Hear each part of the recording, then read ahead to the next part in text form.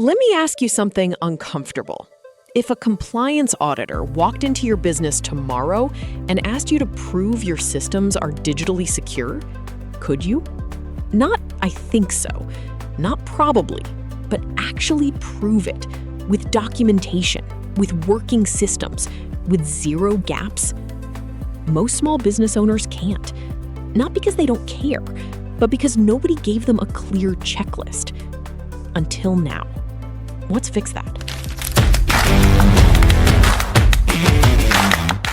First item on the checklist, your SSL TLS foundation. You might already have SSL installed, but here's the distinction most businesses miss. There's a difference between being encrypted and being compliant. In 2026, digital compliance standards don't just ask whether your site uses HTTPS. They look at whether your certificates are valid across all your business domains, whether they're on auto-renewal, and whether your TLS version is current. TLS 1.0 and 1.1 are deprecated. If your server is still running them, you're exposed and non-compliant. Checklist action. Audit every domain your business uses.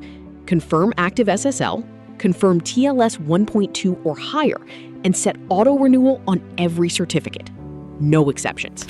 Second, email security.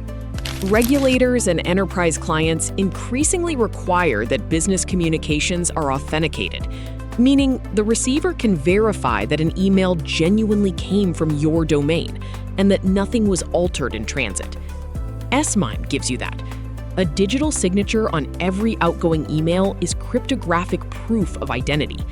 It's not just good security practice. In 2026, it's becoming a baseline expectation for B2B communication. Checklist action. Implement S-MIME certificates on all business email accounts used for client-facing communication. If you haven't set this up yet, now is the time. Third, credential hygiene. And yes, people are still using 1, 2, 3, 4, 5, 6. But for compliance purposes, password policy alone is no longer sufficient. What auditors and frameworks are now looking for is multi-factor authentication across all critical business systems. Email accounts, cloud storage, CRM, accounting software, your hosting control panel.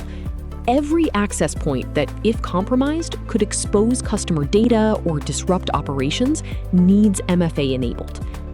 Checklist action. Enable MFA on every business account. Start with email and cloud storage. Those are your highest risk surfaces. Fourth, and this one catches a lot of businesses off guard, data backup and encryption. As 2026 compliance requirements tighten around customer data protection, businesses are being asked not just whether they back up their data, but how and whether that backup is encrypted. An unencrypted backup sitting on a local drive or an unsecured cloud folder is a liability, not a safety net. If that backup is exposed in a breach, you're just as accountable as if the live data was taken. Here's what compliant data hygiene looks like.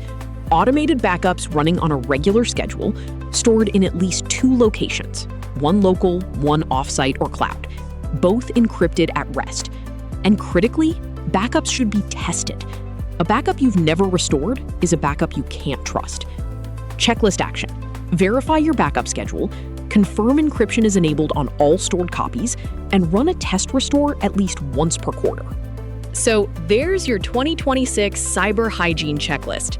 4 pillars, all actionable today. This isn't about passing an audit.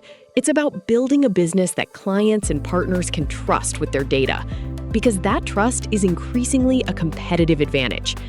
If you want help getting any of these in place, or you're not sure where your current setup stands, reach out to us for a free consultation.